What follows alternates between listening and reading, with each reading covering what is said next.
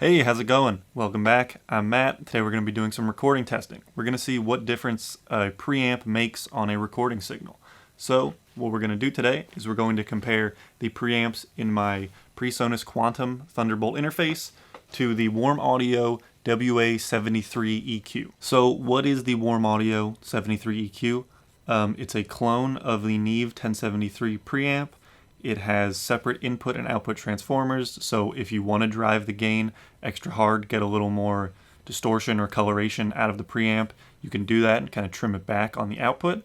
It has stepped gain on the way in, so it's good for recallability or just knowing exactly what you're doing. I really like the stepped input. It also has a 3-band EQ section that can be switched on and off. We're not going to be using that today. I may cover that in another video, maybe using it as a outboard processing unit during a mix. It also has a high-pass filter that is also switchable between a couple different frequencies. I'll go over that when we look at the unit itself because I can't remember it at the moment. This is the Warm Audio 73 EQ. You have the power button, you have the output trim, you have the EQ section, which is selectable on and off. You can choose different frequencies for these. And it's a high shelf, a low shelf, and then the mid is a bell that you can move around, a couple different frequencies. You have the high pass, which is either off, 50, 80, 160, or 300 hertz. Here you have the input gain, which is, again, it's stepped. It also has a selection for off, which is just turn off the input. And again, you can turn it up high if you want to drive that, and then you could pull back on the output here. You have these LEDs down here to show the strength of the output signal.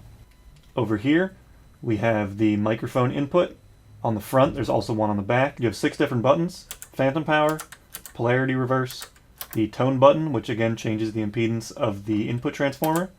You have a line button if you have a line level signal inserted on the back.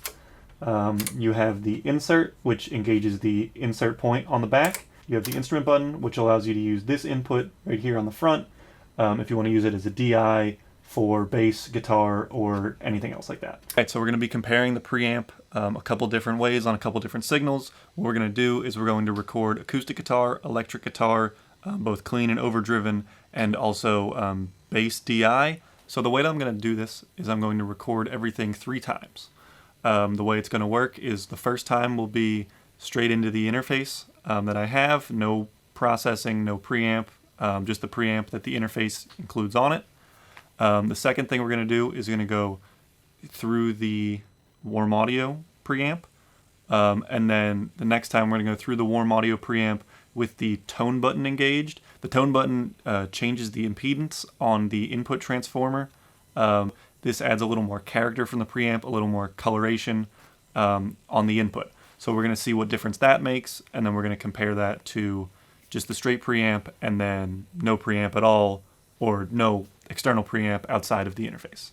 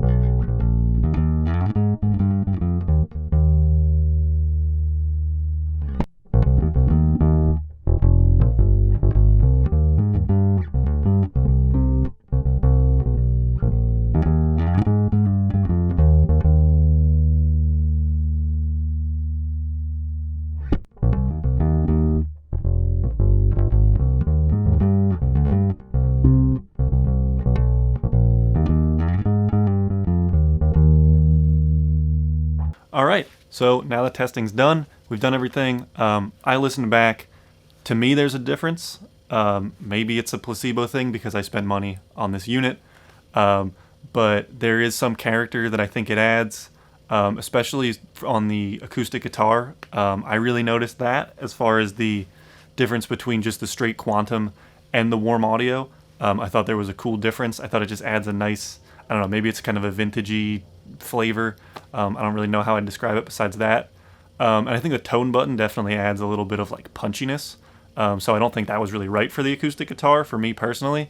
But for the electric on the overdriven stuff, I thought it added kind of a cool little more little added aggression.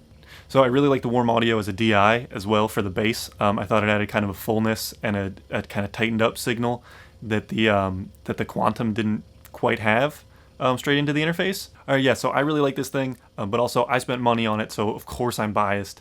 So if you have opinions about this, put them in the comments below. I'd really like to hear some feedback. Also, if you want to see another video with this, where I maybe drive the input gain a little more and we can play with differences that makes, I'd be happy to do that. I'm also going to do a video in the coming weeks where we're going to try to use this unit as kind of a like a plug-in or an outboard effect for mixing, play around with the EQ and the high-pass stuff, and see what different tones we can get out of it. Alright, so that's it for this week. If you like this video, please hit the like button, subscribe if you want to see more content like this. I post every Monday. Thanks for tuning in.